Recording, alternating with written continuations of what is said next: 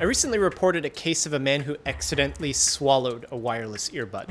Over the last few years, we started to see more of these situations appear in the news. From a medical perspective, there's a few caveats to it.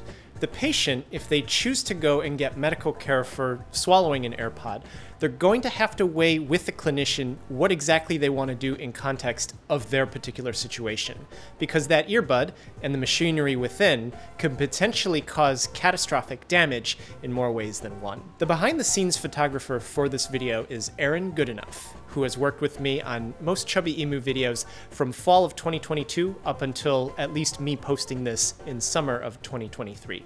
Back in fall of 2021, I was given a loan of these Zeiss Supreme Prime Cine lenses. I had friends in the documentary space in Washington, D.C. who were out of the country on a longer project, and they didn't want to risk their lenses in the country that they were traveling to, so they loaned me these with the caveat that I'll take care of them. So I'm lucky to have this access. They're top-of-the-line Cine lenses, and I think the image speaks for itself because I used them in this video, and after staring at the images produced by photo lenses for the last 7 years, yes, I can see a difference while shooting and on the camera negative while editing. It's a striking difference, and as I get better with lights, hopefully it should help accentuate that difference.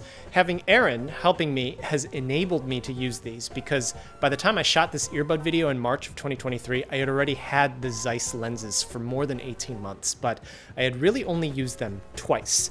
Once for Dr. Kate Hendricks Thomas's video about the burn pits, and the other for the video about the toddler accidentally drinking his mom's essential oils, which I shot in December of 2021. But with that shoot, I wasn't set up to really use these lenses. And yes, they are way too over the top for this particular usage setting, but while I have them, why not? The person who played the patient, Eric Wolfgang Nelson, is a professional. He was formally trained in acting from Los Angeles. Erin's also a trained professional on set, and she's really honing her skills on art department, which in coming videos, I really want to work more with her in that space. She has a formal education in theater, and really, once you start to dive into this space, you'll notice that many people are familiar with all the different things that happen here. Art department, grip and electric, camera. There's some fundamental unifying features, and I guess what we would call the arts, creating a sense of space, whichever size is best for that particular work, contrast in color, in light versus shadow, loud versus soft, the sense of duality in the nature and the conflict of the story. Both Erin and Wolfgang are educated in the arts, so they learn this.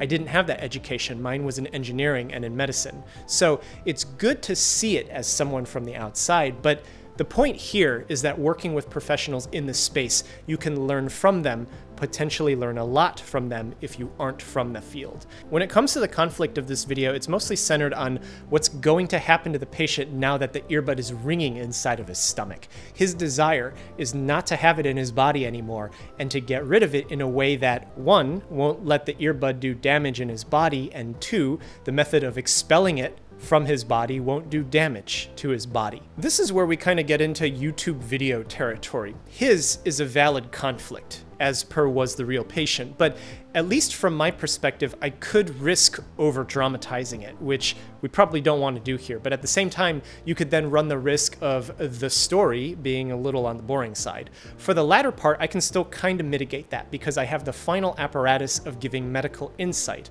which you can dive too deep into also. And fun fact here, vocally, people are more forgiving when the videos are too deep into the science and medicine. However, they can sometimes be less forgiving in the fact that they stop watching. They're not going to tell you that they stopped. They may not even realize that they did.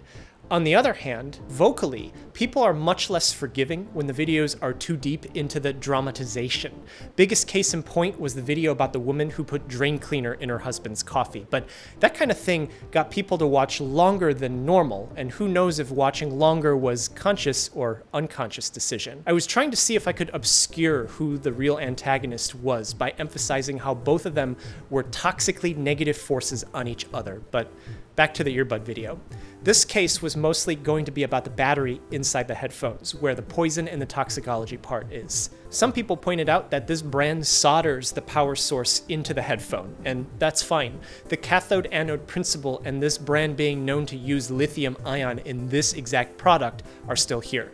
These headphones aren't magically running off of nothing, so there is some kind of electrical damage that could potentially happen regardless of whether or not it's in that battery form factor.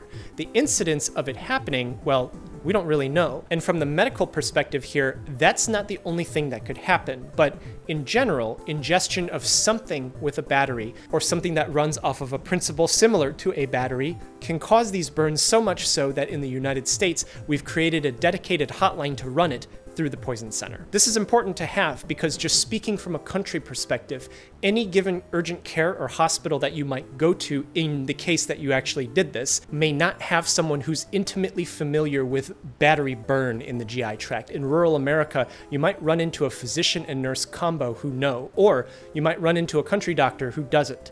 In the city, you might have to go through 20 people and wait 7 hours before you even speak to the first person, or you might immediately see the right person at the right time to get it fixed. Given that it was unknown what would happen at the time, at the moment that it happened, that gave some driving force for the story part of communicating the case. We had a nice location here to film, and I was finally able to do crude overhead rig for the bed scene. Also, inside the woodworking shop was a longer scene that was filmed but didn't make it into the video, which is something that most people who make videos know about, but people who watch may not be aware. Sometimes YouTubers, or really creators of anything, will make something and it never sees the light of day. I know of and talk with YouTubers who have spent thousands of dollars on videos that they end up never releasing because the footage wasn't that interesting, or they realized after the fact that it could cause some kind of unwanted controversy. Or what would appear the most egregious to viewers, but is actually a real thing, would be that there simply isn't a good title and thumbnail to be had for that video. And I can tell you from personal experience that I have so many cases that I don't make into video because I can't title it, or there isn't a good thumbnail for it. This was a nice short video for me to work on, and it set me up for the one right after, where the project and the scope was orders of magnitude greater, and I was to use the same equipment. So in a way, it was a good exercise to get more familiar with equipment that I've had, but needed to gain some additional familiarity with. I do like the setup, however, it's a lot slower, even in the editing process, because the 12K camera creates footage that can only be edited in DaVinci Resolve, which for me is a lot slower editor compared to Final Cut. Hope you enjoyed this behind the scenes. Take care of yourself and be well.